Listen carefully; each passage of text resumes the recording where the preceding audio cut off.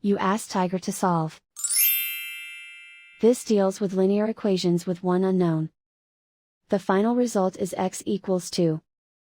Let's solve it step by step. Group all x terms on the left side of the equation. Subtract 3x from both sides.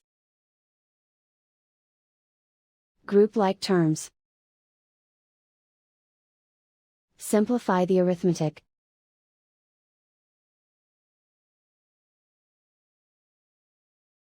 Group all constants on the right side of the equation.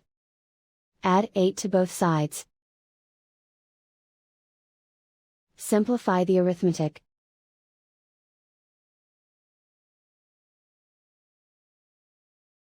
Isolate the x. Divide both sides by 4. Simplify the fraction.